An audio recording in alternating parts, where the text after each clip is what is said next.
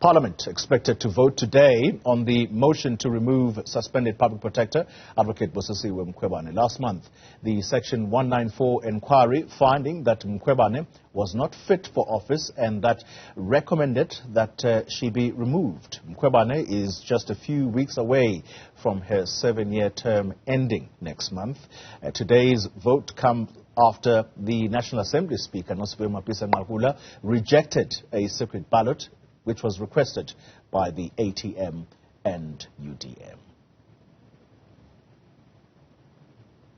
All right, our reporter Athi Mtongana standing by for us, who is following the proceedings today in Parliament. Athi, good morning to you.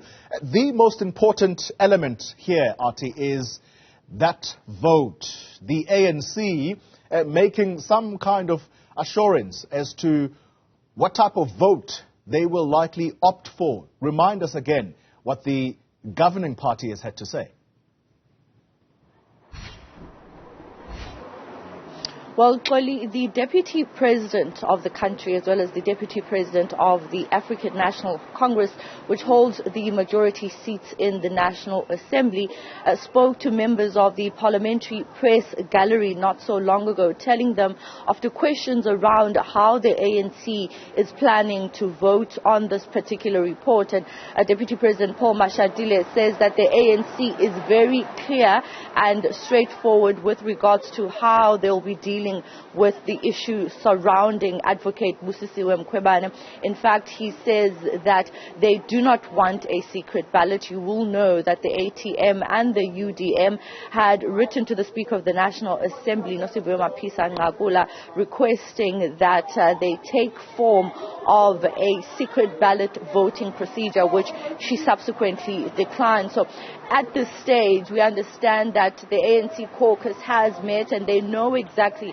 how they'll be forging ahead with regards to this particular matter. And it's also very clear how the Democratic Alliance itself would be voting on this matter, given the fact that it is the former Chief Whip of the DA, Natasha Mazone, that tabled the motion against Mkhwebane that has brought her to this position today with 4 main charges. And it's important to note what the Section 194 report finds in respect to those charges that were tabled by the Democratic Alliance in that motion against Mkhwebane. And she has been found to be incompetent and misconducted herself insofar as the investigations and the reportage of the South African Reserve Bank investigation, the South African Revenue Service investigating unit, which is also called the SARS so-called rogue unit, the Fredhead Dairy Farm report, as well as the former Financial Services Board. So those are the 4 main charges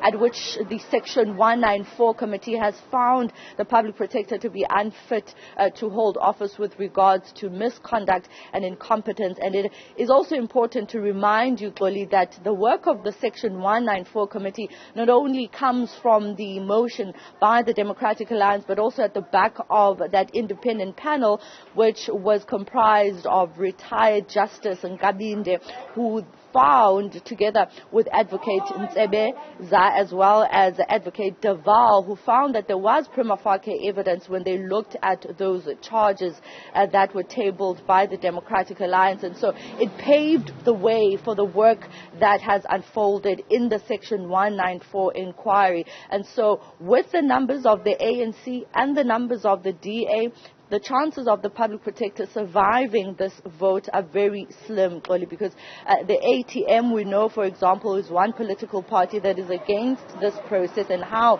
it has been conducted. The EFF as well is one of those parties, and the UDM, that have voiced their concerns around the way in which this particular inquiry has unfolded over some time. And so if you look at the numbers in the National Assembly, the chances are very slim for the public protector to survive this vote, especially given the fact that it will not be a secret ballot voting procedure, that members will have to vocalize how they vote on this particular matter, similar to how they voted and dealt with the issue around the Phala report.